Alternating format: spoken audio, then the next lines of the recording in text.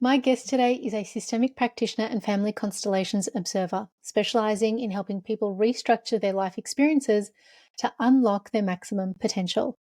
His personal journey has led him to confront his own shadows and completely transformed his life with the work he now does with others. Guided by discipline, intuition, and curiosity, he has embarked on a spiritual path that has led him to work with guides and teachers worldwide to discover his deep essence, his connection to all that is, and creating a life of abundance and a deep sense of fulfillment. These experiences have given him a profound ability to support others, guiding them to confront and overcome their challenges, break free from limiting patterns, and fully express their authentic selves. Passionate about personal growth and systemic therapy, he embraces the language of the soul to empower and inspire those he works with and uses his own unique approach that integrates the body, soul, and morphogenetic field, addressing life's challenges from a soul-level perspective. He is the developer of the language of the soul, a distinct method of constellations that initiates the morphic movement, the soul's movement, primarily through the use of targeted phrases and declarations. This transformative process begins by uncovering and bringing to light hidden or unconscious dynamics. His work brings order and clarity in key areas of all our lives, including relationships, finances, health, and limiting patterns, offering individuals the tools to overcome challenges and rediscover their true potential. In this episode, we talk about significant relationships in our lives and how they impact us, the dynamics that drive them, and how love isn't all there is to consider in making a relationship work. Enjoy the episode.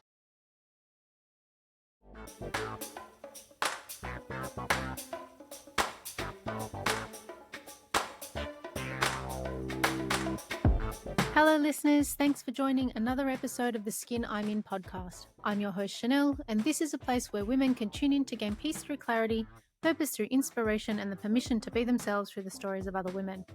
If you're enjoying these episodes so far, click the like, share, and subscribe button so that more women like you can be positively impacted by the stories in this podcast.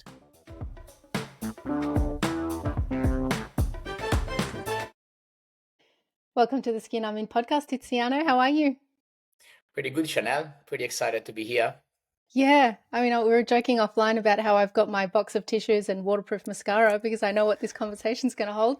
I've been watching your reels and, they've moved me so much to tears that I'm just like, holy moly, I can't imagine what it would be like to work with someone that does what you do. So let's jump into what you actually do.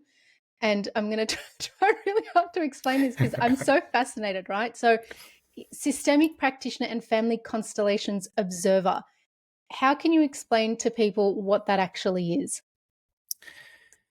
I observe the effect of the morphogenetic field, this field of information in which we are all part of.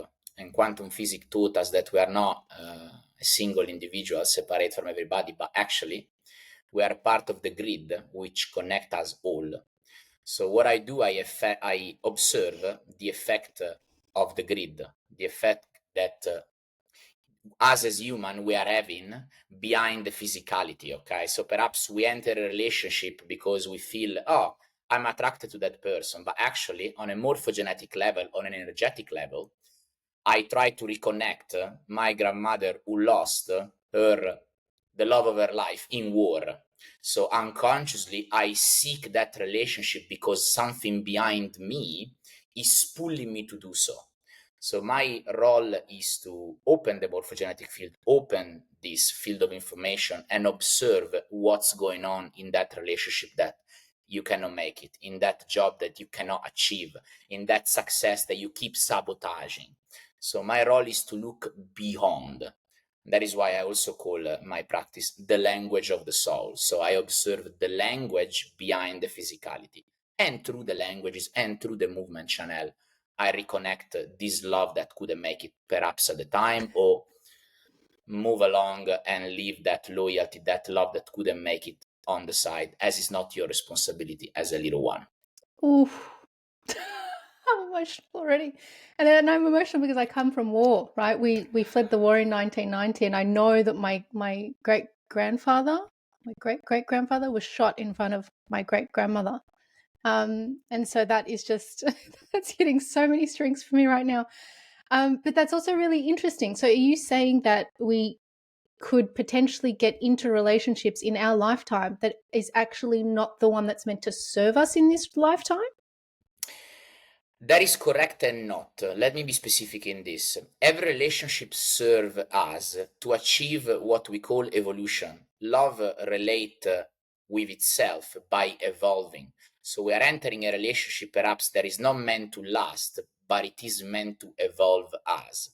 In systemic therapy and systemic psychotherapy, we call it entanglement. So we are entangled to someone else's destiny in our family. So once we embody that destiny, we reach that love that couldn't make it, and we take the outcome of it by evolving and make that love fruitful in another relationship. But not all relationships, Chanel, are meant to last. Some are just meant to take us to the next step, to the next level. And that is, from my personal experience, the most profound, painful experience that you can possibly have. A love that is not meant to last. It's just meant to serve you. There's so much love there, but your your destinies are meant to separate. They are meant to take you to the next level, to the next ground floor, or to the next relationship, but not to last till the end of your journey. And perhaps, yeah, there is the sadness left after it that must be released. I find that so interesting. And it also, you'd have to be really committed to your soul's mission, your soul's journey, what you're being guided to listen to that and to move on from a relationship you know is not, like you said, there's a lot of love there, but you know that that's not where you're meant to be and you're meant to move on from that relationship. How do you disconnect, or how do people that are doing this work with you disconnect from that, if it's even the right word that I'm using, to be able to say, you know what, I love you, but I need to move on to the next thing, knowing that there's a path of self-development. This is not my soul's mission. Like how do you ever know what that soul's mission part is, you know? Generally speaking, Chanel, it does not click. Does not click means that I say green and you say blue. You say yellow and I say orange. So when the relationships start to go in this way, love is there, is present very much, but the relationship does not click. Let me give you something just to acknowledge to everybody of your listener, and also us where we take this. Bond is not relationship. Bond is not relationship. Love is not enough for the relationship. So love is based there for evolution. But eventually, each of us, we are part of what we call a family conscience. So are part of my family belief, way of see things, behavior, and the other person the same, experiencing behavior, belief. So love is there, yes, but then there is the relationship, which is another level.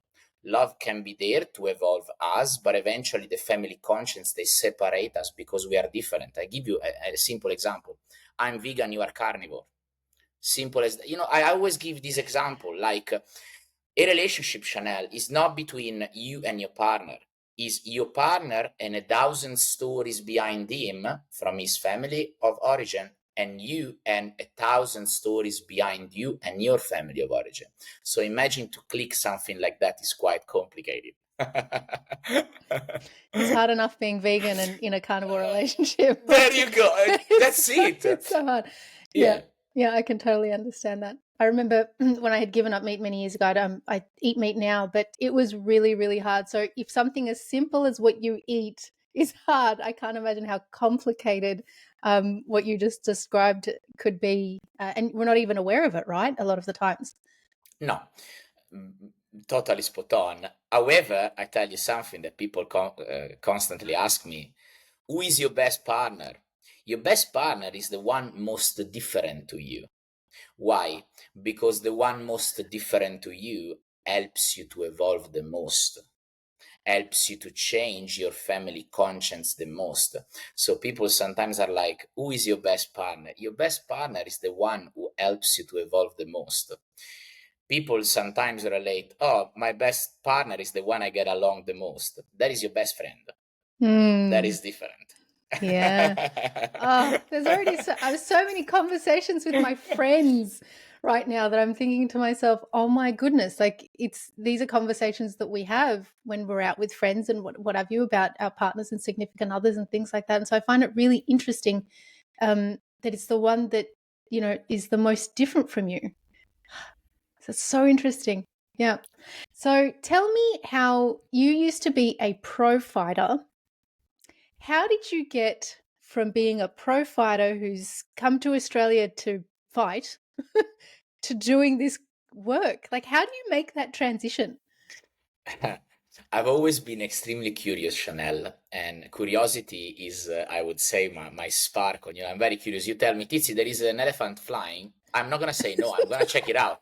I'm gonna check it out if the elephant is actually flying. So I don't Yeah. trust you right in, but I'm going to check it out. That's my curiosity. Although, as you are aware, we spoke prior to that. I had a very uh, bumpy upbringing, very difficult upbringing, which there was involved criminality, violence, and stuff like that. So my life has always been extreme up and extremely down. So the both sides. Eventually, as a provider, I got a little bit into a bumpy experience when I opened my business, and that led me actually to self development. So Hmm. self development, then slowly transitioning from one practice to another, and on and on. They led me to systemic therapy, which has changed my life profoundly. And I found my call, my gift. I found that what I was doing different than as a fighter. As a fighter, I had to train hard to be good, but as a practitioner, I was highly intuitive. I could be extremely empathetic towards people, particularly women. So I actually embraced my gift. The more I reconnect with my family of origin, and the more I embrace my God given gift. So it came naturally, Chanel, and I know I'm here to make a profound impact through what I'm doing, worldwide impact. And yeah, that's my biggest goal, my biggest passion, and 365, 24/7. That's me. So, how did you get introduced to this work? Who brought you to this and is like, hey, I think you should do this, or did you find it yourself? Because I think that a lot of these, like, I didn't find you until someone had I had posted on a women's Facebook group looking for natural healing modalities that would help with emotional trauma stored in the body, because I got a lot of that going on at the moment. And so I was like, I am ready to heal the next level. And so someone had posted your name and I was just like, oh, that's interesting. So I looked you up and I was like, what? And like I said, I had started watching your reels and I'm in tears. So someone guided me to you. So how did you get here? So a friend of mine at the time, we're talking about 2017, told me, look, Tizi, you had a very bumpy upbringing. I was in profound debt with one of my business at the time. And he told me, you had extreme experience, like, very, very from big to down up, no need to mention, but, profound criminality and also profound trouble in other area of my life. So he told me, a German psychotherapist discovered that his name was Bert Hellinger, discovered that we are not single individual that we experience stuff, dynamic, up, down, wherever you go, but actually we carry something from our system of belonging, our family. As soon as he told me that, something clicked in me, Chanel, and it made sense. So I went to experience this family constellation with this lady. And that day, Chanel just changed my life. I had the experience myself firsthand. I cried for hours and hours during the practice, after the practice, and something clicked in me. Like my life shifted 360, and it shifted so profoundly that I thought, how come this is not in front face? Like, how come this practice people don't speak about it? How come it's so much on the side, or it's not so popular? And I made a commitment to bring this to what we would call popularity. That's why I do a lot of video, I do a lot of reels, I put family constellation in front of everybody. And I've been the first to do that since 2019. At the beginning, I found a lot of opposition, particularly from elderly of the practice. Oh, you can't film that, you can't show that, this and that. But over time, actually, it paid me off because I brought this to public eyes worldwide, and that is my goal. That is what I want to do. Yeah. And so, what has that meant for you as a person in terms of who you've become since doing this work? Because I know that for myself and my own experiences, any next level work that I do, it's like I call it the trauma onion lovingly, because I feel like the closer you get to finding your true essence, there's a lot more crying. There's a lot more, you know, having your eyes become, your brain become more wide open to who you are, who you truly are, like who your true essence is. So what has that meant for you and what you've discovered about yourself and the man that you are? I took away, as you correctly stated, the layers of the onion. So I unlearn who I became to protect myself after I left the family of origin.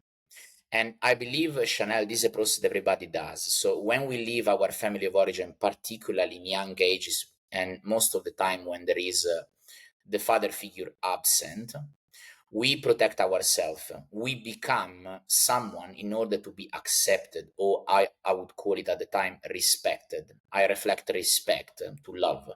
If they respect me, they love me. So what I did at the time, I built up this armor of criminality, violence, jail experience, those kind of dynamic as a form of protection, to protect that little boy who got scared and perhaps not accepted when he left the household. So to answer your question, what I'm proud of in what I've done is I return who I was, that loving child who was very loving, a lot of love to give, a lot of love that he received in childhood as well.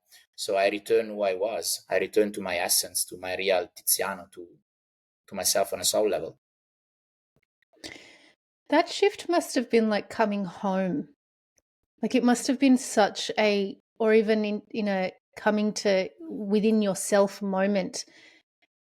I have got, I've had one experience where I had felt that. I was doing breath work on St Kilda Beach. Was it St Kilda Beach? Somewhere. There was a beach somewhere in Melbourne that I did this on. It was called Soul Dips or something. And then you jump into the cold water. It was a very cold day, very cold morning.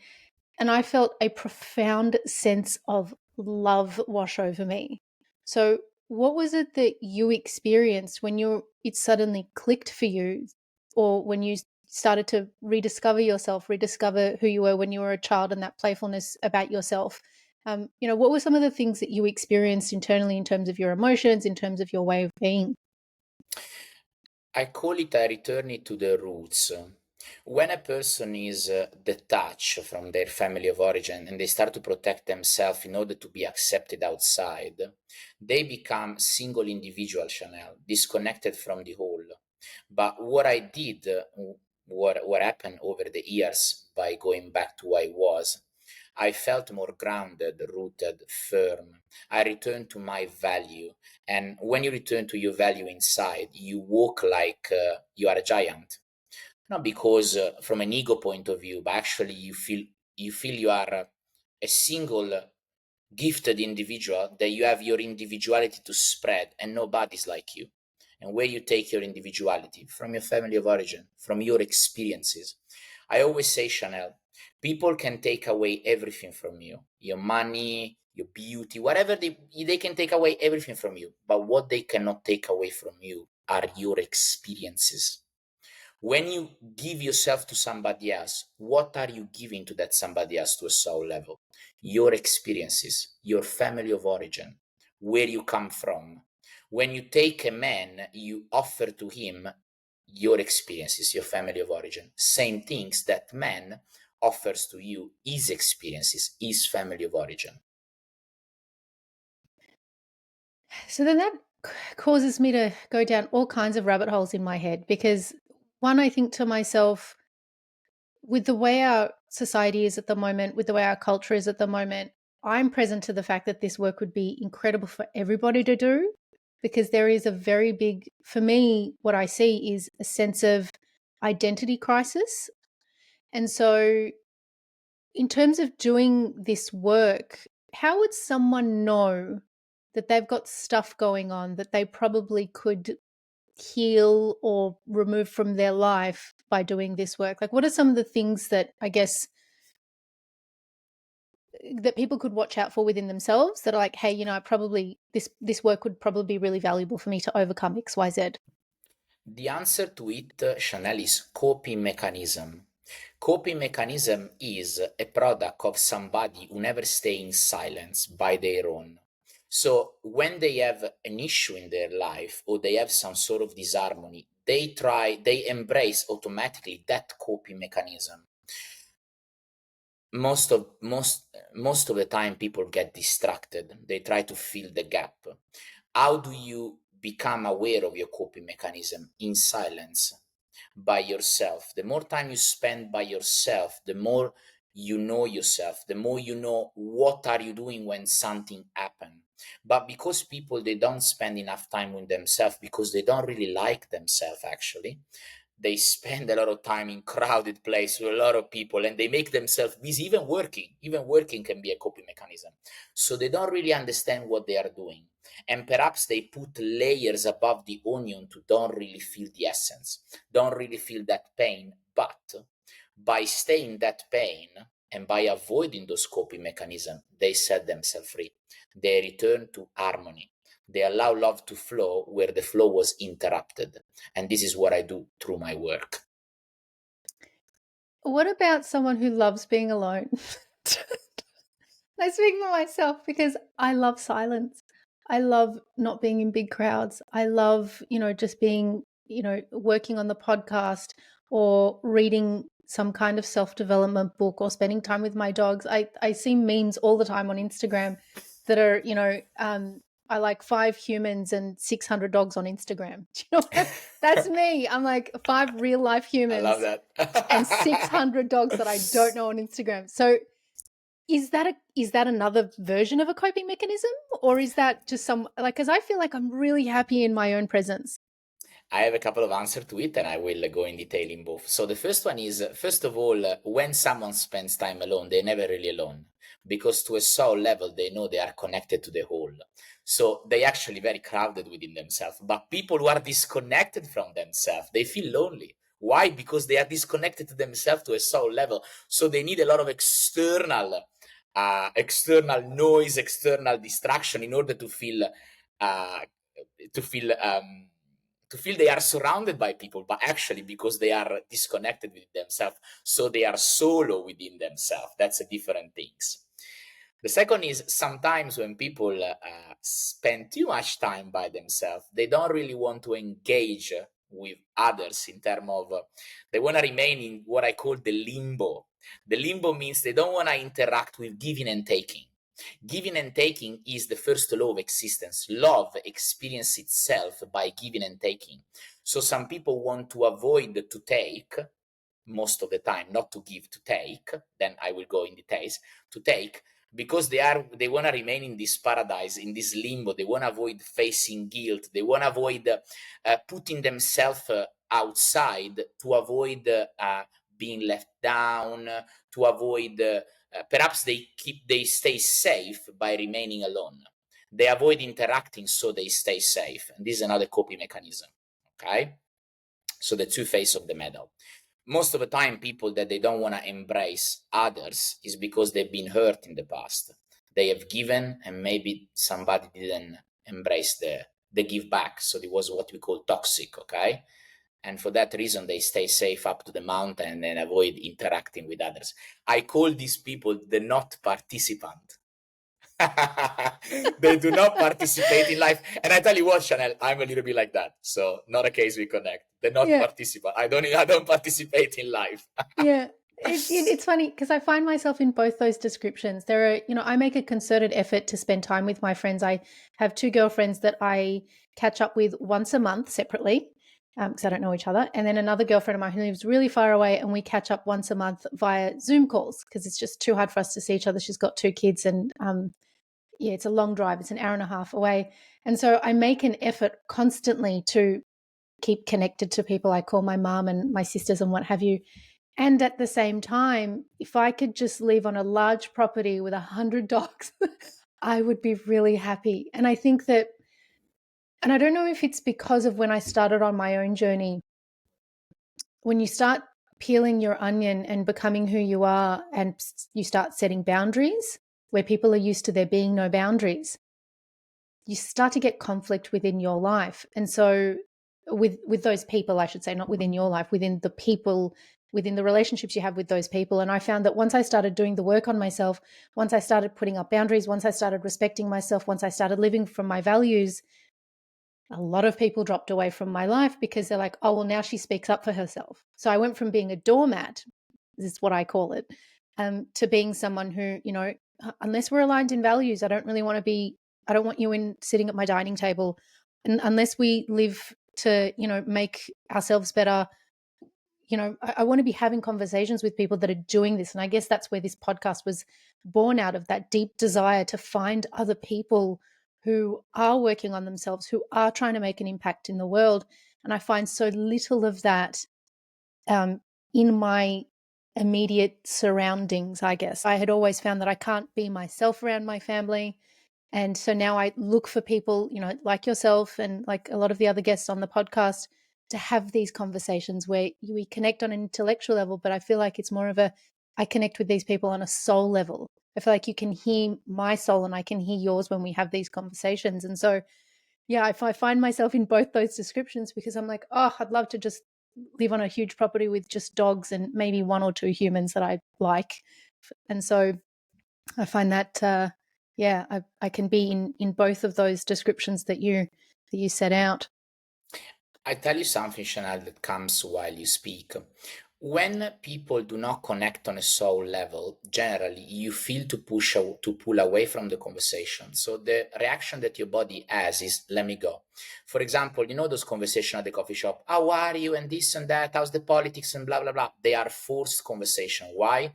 Because you and the other person are not connecting to a soul level. That is why the words socializing, which is a lot used in Australia, it finds me really in big no-no, okay? So socialization comes naturally. When two souls are vibing at the same frequency, naturally the conversation comes up. Although when they don't vibe at the same frequency, they should simply say, hey, bye, ciao, ciao. It's not actually a sign of disregarding you or not caring for people. It's simply we're not vibing at the same frequency. If you interact forcefully with somebody who you are not vibing at the same frequency, something happens in your body afterwards. You feel angry. Generally speaking, when you force a conversation, I always teach those dynamics at my workshops, you feel angry afterwards. When you are forcefully placed in a conversation with somebody who you don't want to conversate, if the conversation goes as far as 5 minutes, you will feel angry for as far as 5-10 minutes. If it goes for half an hour, you probably feel angry half a day. Because you have given too much. See, when you give too much, you perceive anger. When you take too much, you perceive guilt. Anger is telling you, stop giving. Stop giving up to this conversation. It's not yours to do. Guilt is telling you, compensate what you have taken. So if you offer me a coffee, I feel a certain amount of guilt that tells me, hey, offer this coffee back to Chanel, generally +1. Why? Because love seeks to build up relationships. So there's always a compensation in +1. So to give you something more. And this is the basement of a relationship. So then what happens if that is your family member? That you don't feel to talk that to? you get angry. You love them, but you just cannot talk to them for long periods of time without, and then getting off the phone and literally being like, ah. They generally show you something about yourself. So if this is your parents, they're showing you a part of yourself that you have not accepted, a part of them which is within you that you have not accepted yet. If it's someone like uncle, auntie, cousins, it's definitely something that is carried from your parents. So perhaps you carry a loyalty, a resentment that is not belonging to you. Make sense what I said? The two difference? Yes. Cool. What if it's like a sibling? Does that just, would that then be the same as because it comes directly from the family, you're from the same parents? Generally speaking, when there is a bit of resentment between siblings, there's a bit of jealousy. So there's a bit of jealousy that must come to the surface, a bit of sadness to be released, and generally looks towards the opposite sex parent. For example, for you would be your father. For your brother would be his mother. Okay, makes sense? Eventually, all the children seek upon everything the love of their mother. So the father, yes, but then it's the love of their mother. They have to share the love of their mother. For example, the second born generally makes the firstborn very angry.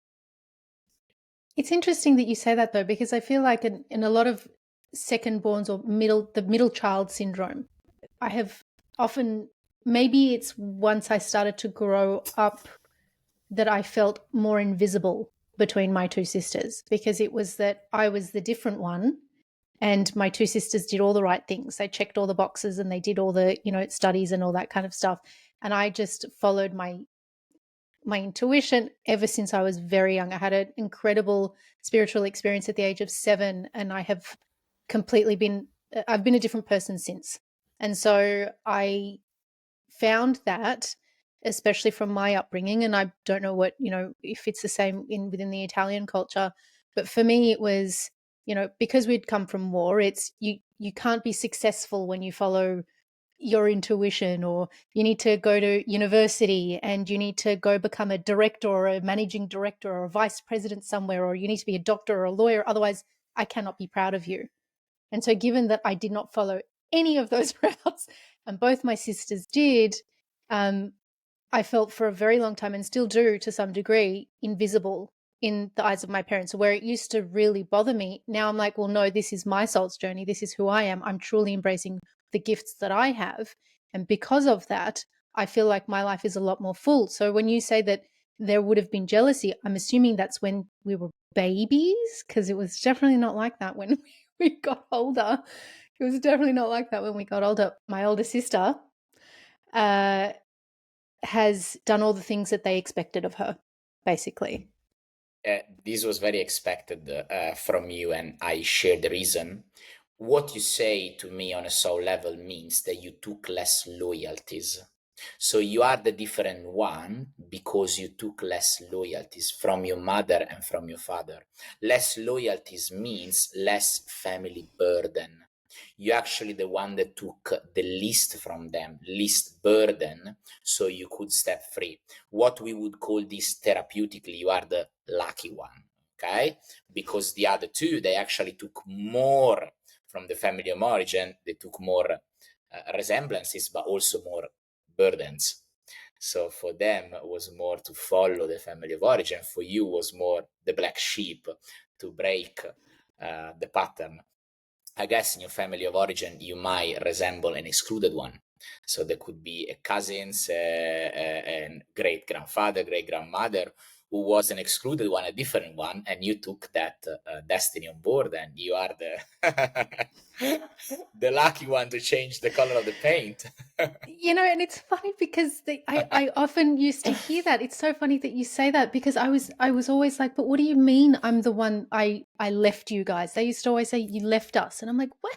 I lived overseas. Like, I was trying to live out my mum's dream, right? So that's why I moved overseas. It was her dream to move to North America. So I went and did that so that she could live through me.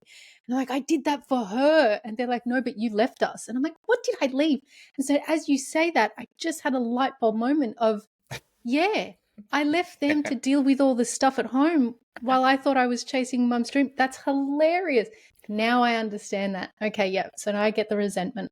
Yeah, it's there for me. But let me say something. You are the one who took from your mother the most. Why? Because you faced the most amount of guilt. Unconsciously, you stated to your mother, Mother, would you still love me even if I go to America? So you asked to her a love which is beyond the family conscious. It gives me goosebumps to tell you. Yeah, I'm You shaking. you Yeah. took from your mother the most. That's why you probably made your life of abundance with joy and love, and financially, call it as you like. But anyway, this is what you did unconsciously. This is the meaning of facing guilt. Facing guilt means that you took from that individual. So you said, Mother or family, sisters, would you still love me despite I leave you? That is an amount of love that is beyond the family conscience. Is a universal love, a systemic love. That's the purest of love. Yeah, that's love itself. So why do I feel the guilt still? Because you have, and you need to maintain it because there is some sort of sadness that you have not released with your mother.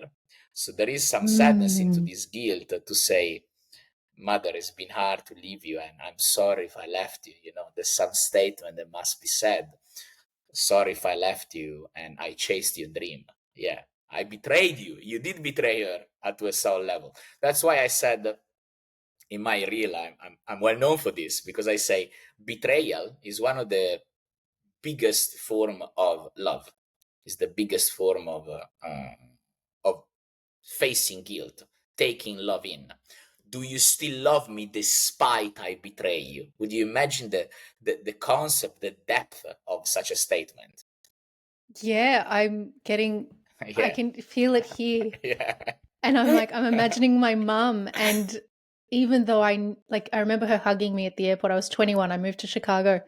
And she said to me, go live my dream. And then not only did I feel, yes, I'm going to go live your dream, I also felt incredibly burdened by that, because she has very much not had the life that she wanted for herself. And so there is deep sadness in that. And I feel that for her. And I remember I had a kinesiology session once, and she said to me, you have to stop carrying her. She needs to be able to walk on her own. And I'm like, how can I not help her? Like, how can I not carry her? It is my duty. And I was like, whoa, it is not my duty. It is not your duty. You're the What? little one.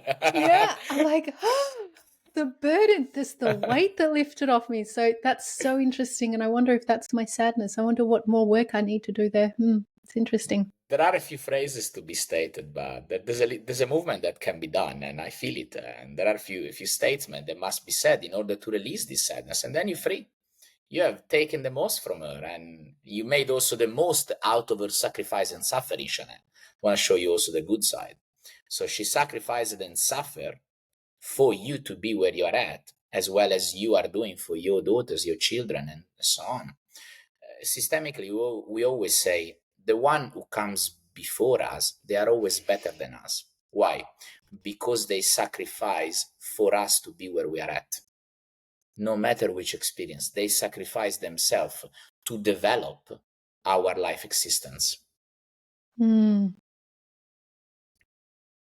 It's very strange to me that whenever I talk about this subject, my body shakes.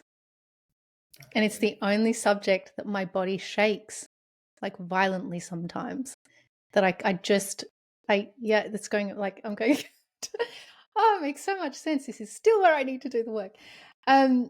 So let's shift gears and talk about some of the relationship work that you do, because I watched a reel of yours and you were talking about that guilt piece, and to walk away from a relationship, and the guilt that the female would feel from walking away from the relationship. And I would assume it would be the same for men. I don't necessarily think that I understand the dynamic in this work for the masculine and the feminine. Is it the same as it would be in other healing modalities?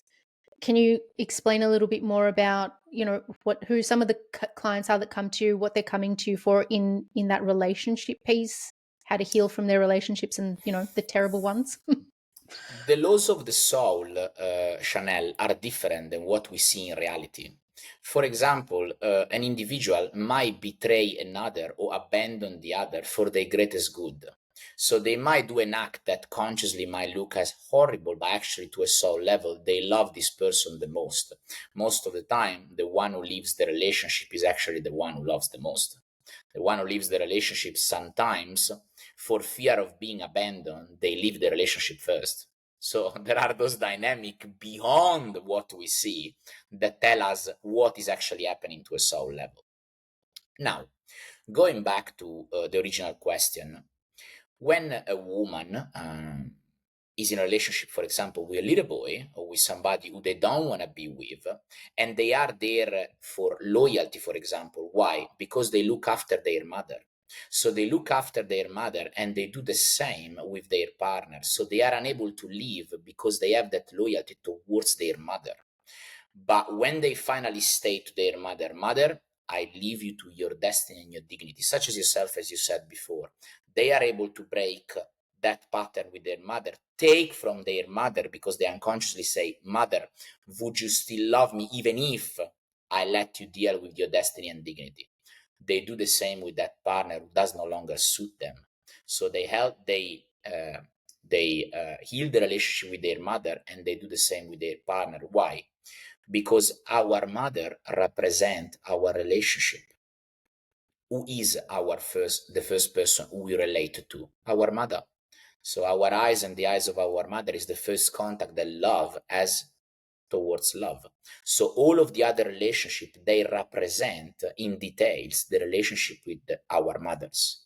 So when we heal the relationship with our mothers, individually with our mother, and we heal the relationship with our partners, simple as that. I always say the first relationship must be healed in order to embrace an adult love. An adult love is a love that is fruitful and lead you to the project of life, a family, and on and on. ECAP in relationship, ECAP with your mother. Can you elaborate on the little boy? Because you talked about little boy, and then there's, because is that a byproduct of the man not having a relationship with their father, and that's why they have those tendencies?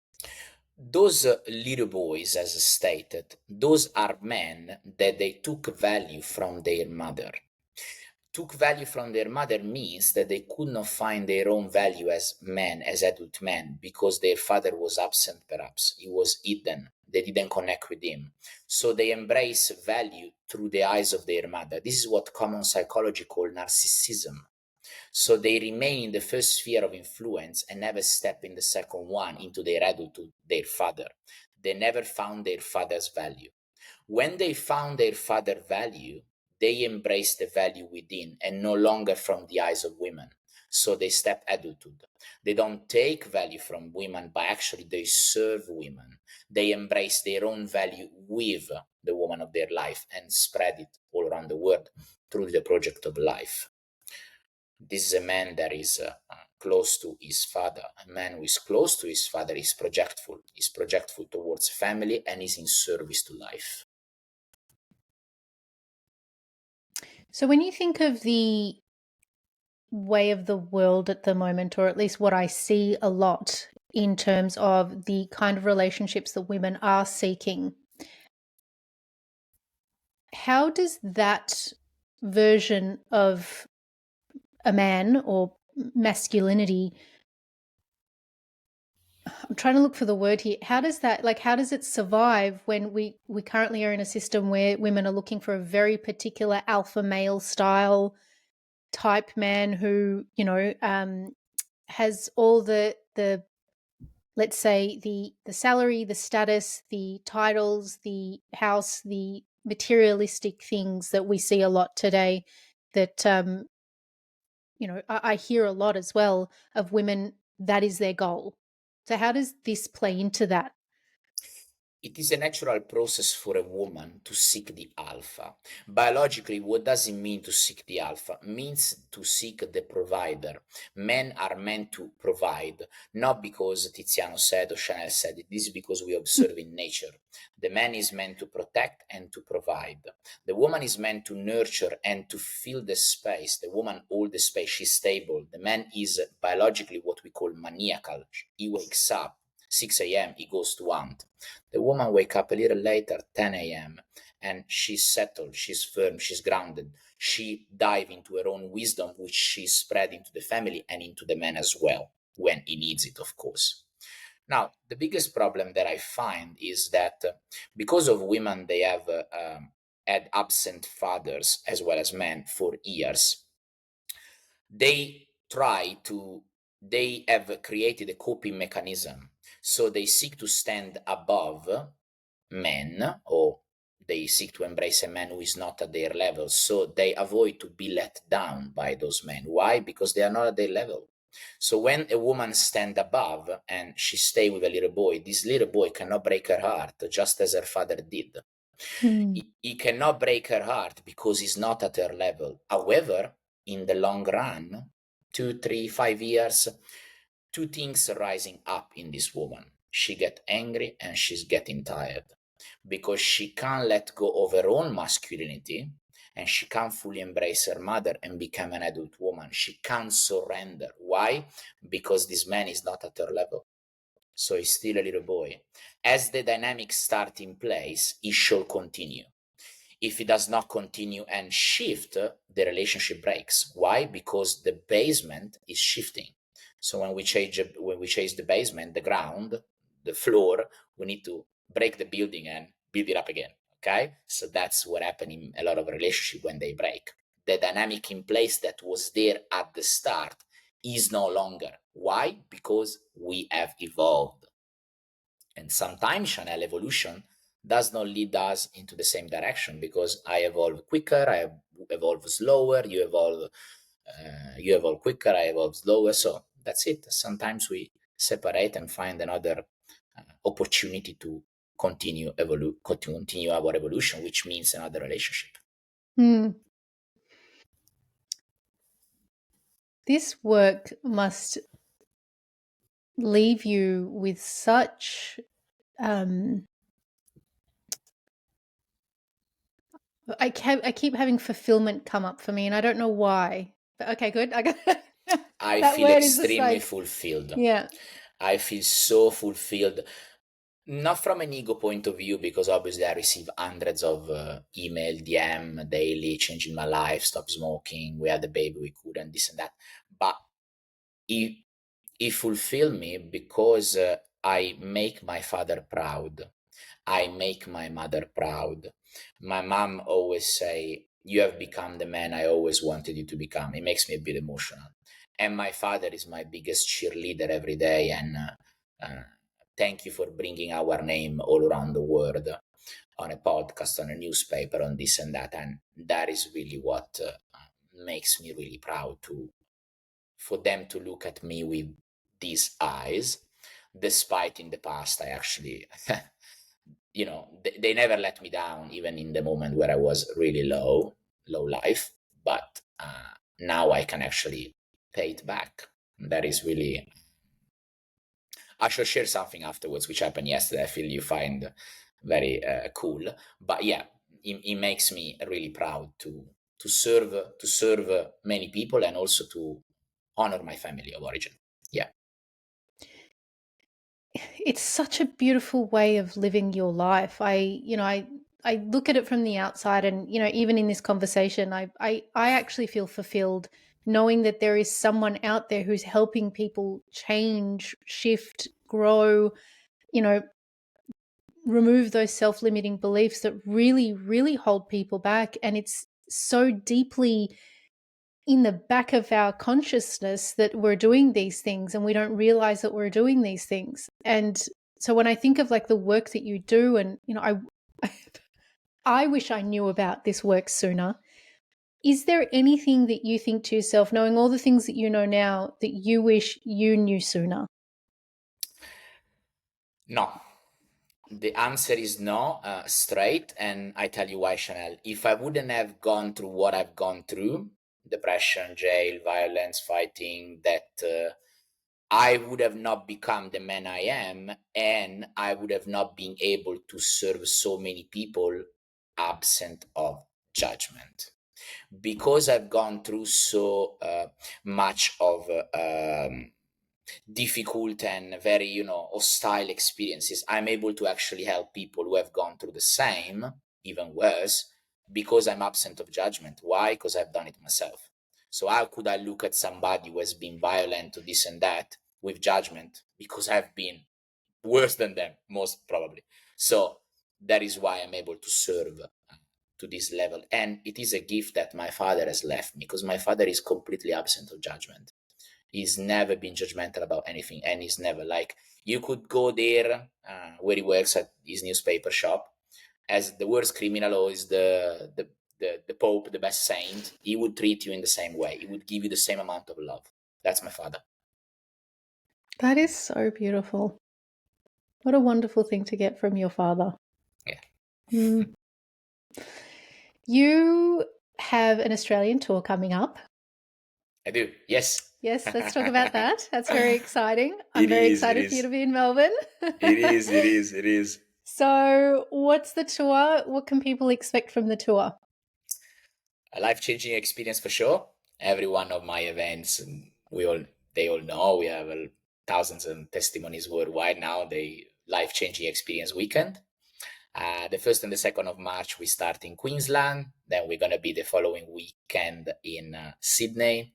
And then we restart in May with Melbourne and Perth.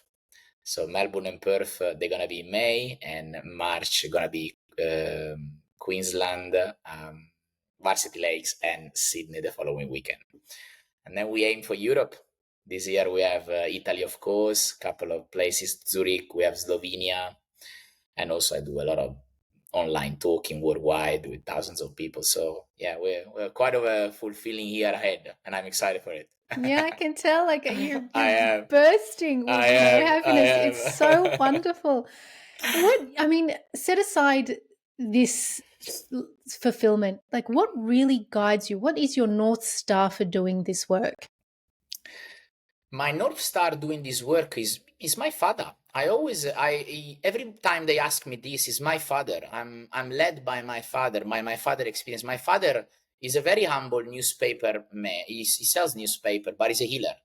Everybody goes there, like all the women go there. Like he had a very difficult upbringing. He lost his brother out of a tragic accident when he was little, only 3, and also his father out of cancer, and his mother was depressed. He had a very, very difficult life, my father. But he's such a person who lives in depth, really, really in depth. And I'm the same as him. He's my North Star. I feel he guides me, to a soul level, and also in life itself, is my biggest cheerleader, is what pushed me to move ahead. And of course, when someone is close to their father, is to serve. My North Star is to serve, make this a worldwide impact.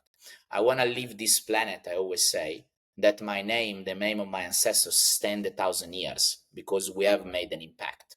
This is my call. This is what I'm here for.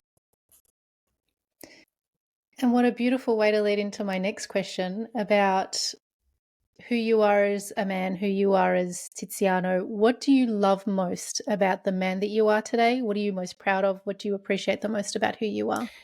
My depth, the way I live in depth, and also my courage. I feel myself extremely courageous, Chanel, to have peeled out all the protection mechanism and to really show my vulnerability. I never stand back to an excuse or this and that. If I'm wrong, I'm wrong. I'm sorry. I'm vulnerable. I'm fearful. I say, I've done this because of this. I'm very straightforward, honest. I live in depth. I love in depth. I honor whatever love is, even if somebody left me, cheated me, or whatever. I honor the morning. I honor the love. I don't protect myself to avoid an escape from an ego point of view. And I'm always willing to break my ego and to choose love. That is what I'm most proud of. That's so moving. I'm trying to hold the tears. This was such a beautiful conversation, Tiziano. Thank you so much. Please tell the listeners where they can find you and how they can work with you. So where they can find me, www.tizianosguerso.com, which is TIZIANOSGUERSO.com, and Instagram and Facebook. So Instagram is Tiziano_Sguerso. The account is growing quite fast, so they find me easily. And Facebook is Tiziano Sguerso, the language of the soul. I'm gonna close this up just sharing with you what I said before that I didn't share at the end. So when I was 18, Chanel, this is just to share how life shifts things, now when you shift. When I was 18, I was arrested for the first time out of an aggression. And an Italian newspaper put me on the news because of what I'd done. The same newspaper has contacted me 3 weeks ago to do an interview about what I'm doing worldwide. So they made a big article, which is going live this week. And it made me cry because I said, they put me out because of what I've done. And they contacted me for what I'm doing around the world. And it's a surprise because my father doesn't know. I haven't said to him because I want him to open the newspaper and see. But this is what I wanted to share. When you change yourself within, the life rewards you accordingly. Yeah, that is the most beautiful full circle moment. You must have just been like, what? Yes. How can this be? And a testament to how much work you've done on yourself. You know, that is one of the most beautiful things you could really, to have that acknowledgement to say, you know what, yeah, these are the people that outed you in the beginning, and now they're like, hey, we want to talk about you because of all the amazing things you're doing. What a beautiful thing. It is, Chanel. I was amazed, and even heard that she interviewed me. Her name is Serena. She said, do you mind if we say how this started 18 years ago? Can you believe it? 18 years ago. Oh, So I was 18. Now I'm 37. So it's 19 actually, but it's actually not 18 because I'm December, 21st of December. But yeah, it's crazy. That's Yeah, wonderful. And I can't it is. wait. So when will they, so they're going to interview you for the paper, or are they going to do a podcast? What are they doing? They did already. They interviewed me, and Oh, they okay. have literally wrote a big article, a big page, picture and stuff. It's gonna go out in probably in a week or a few weeks. And Is this going to be in Italian? in Am I not Italian, going to yeah, be? Oh, okay. but it's quite I'll well get my husband to known. read it. Yeah, that's going to be so interesting to see how they tell the story. Yeah. Oh, that's amazing. Oh, well, I mean, for anyone who's listening, and if you are interested in connecting with Tiziano, I will include in the episode description and across socials links and ways you can do that. So if you haven't already, head on over to Spotify, Instagram, and YouTube and follow the Skin I'm In podcast to be the first to know when new episodes drop. Thank you so much, Tiziano, for being on the Skin I'm In podcast. It was a pleasure, Chanel, to chat with you. Thank you very much for the opportunity. There are so many moments I had through this conversation that made me realize I am on the path I'm meant to be on. My true path. The one that will become my greatest gift of all and the legacy I leave behind. Every conversation I have on this podcast asks of me to surrender the existing belief systems that hold me back, the conditioning I work so hard to undo, and to allow myself to be guided by the teachers that are being brought into my field of consciousness. Surrender was something I thought of as a weakness in my past, and now I understand the strength, the courage, and the resilience it actually takes to allow oneself to release control and be guided by the highest good, the all-knowing field that surrounds us, that we are all a part of and have the ability to tap into and gain wisdom from. I was deeply moved by the way Tiziano spoke of his work. It's almost like every breath he takes reignites his passion for teaching and guiding others that there is another way, that life doesn't have to look the way that it does now, where you may feel depressed, stuck, angry, resentful, and some level of guilt. Oh, guilt. It has run my life for so long, and it was a powerful moment between Tiziano and I where he clarified for me where that guilt might be coming from, and I'm really looking forward to unpacking that for myself now that I have become aware. Tiziano truly embodies the idea that we can be free of the physical self that exists in this moment and transform it. I don't know about you guys, but I found so much comfort in that. I also find it really hard to believe that someone like Tiziano comes with a colourful past that he shared with us. He seems like he has transcended to another level of consciousness, and he looks at his past now not with regret but with deep understanding of what is meant to have been all along. It was part of his journey to becoming the man he is today, and thank God for that. Because without Tiziano going on this journey and finding his light, he wouldn't be sharing his gift with the world. The deeper excavation work I do, the more I realize that nothing happens for no reason. Every experience, both good and bad, serves a purpose, and I believe firmly that it is in our darkest hours where we have the most strength, determination, and drive to cause change. So when people share stories with me of difficult times in their life, inside I am rejoicing and praying that they find the good, the silver lining, the what has always meant to have been. I obviously don't say anything in the moment. It's not appropriate. And also they need to find their own way there. But I am filled with love for that person in that moment. And I pray that they reach that level of knowing. When I miscarried in October of 2024, I had to let go of a part of me I hadn't been willing to let go of since I was a little girl. And while it was an extremely traumatic, physical, emotional, and spiritual experience, it really caused me to ask myself what I want in my life. What is the life that I want to create? Who do I want to spend my life with until the day that I take my last breath? Like, who really is going to be sitting at the table of my life and sharing my last meals with me? Like, that's what it really made me think of.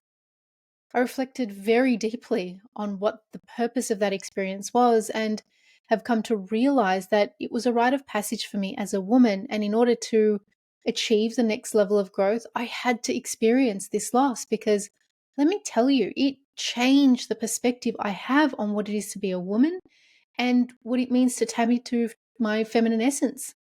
I've spent my life trying to hide my femininity, to distance myself from it, because to me, being feminine didn't put food on the table. Tuning into the frequency that is now teaching me the power we have to create life and birth new ideas has profoundly shifted the way I see the world, the way I see myself, and the way I move in my life now. In fact, loss for me has become a moment of stillness, of reflection, of understanding. I've become so deeply connected to my womb space since that loss, a connection I hadn't had for a very long time, and I truly believe it is now guiding me to birth new ideas in the form of conversations, deeper explorations, and it has deepened my desire to remain curious, something I was told as a child apparently kills the cat. Till this day, I hear that saying, and I'm like, this is so ridiculous. Yes, curiosity means that you learn something new, and that learning causes unlearning at the same time. And so, if you think about it, it is deeply intertwined with the cycle of death and rebirth. To be curious is deeply intertwined with the cycle of death and rebirth. I hope by listening to this episode, you too have felt a shift within yourself, even if it has been a little nudge in a direction that you now feel compelled to follow. Listen to it, surrender to it, and allow it to guide you to the next phase of your life. With gratitude and grace, have a wonderful day.